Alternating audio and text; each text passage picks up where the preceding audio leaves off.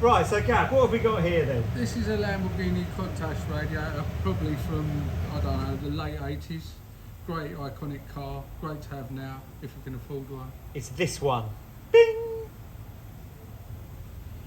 Very well made radiator.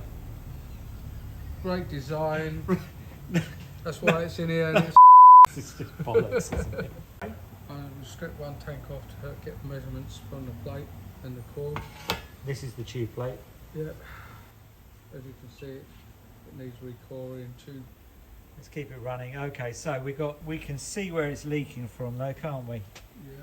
We've got the stains. There's the green there. stains there. There's a tube end one, I think, there, isn't there? Okay, we can see it's a little bit choked up. Not too bad. It's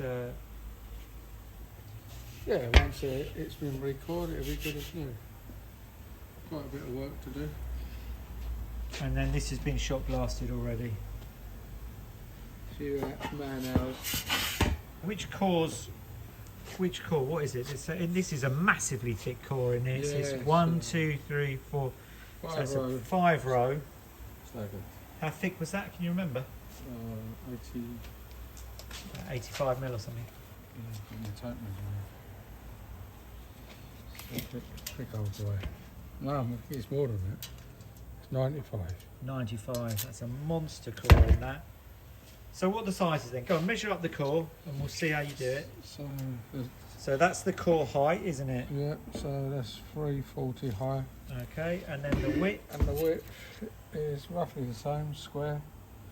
340. 340. You know the depth, and the plates are roughly. And then these are the tube plates, which are the end, which is what the tank sits in. Hang on, I'll show this.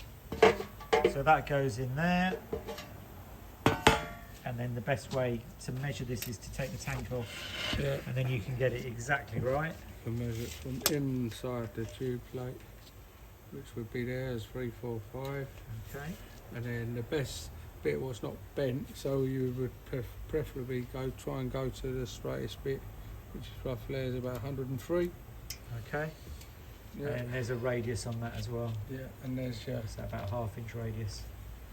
and then you've got the cutout in the middle, so the tanks will seal down there, and you've got 2 pipes on one end, and that works as a baffle. Otherwise, So without let's that, show it wouldn't this. work.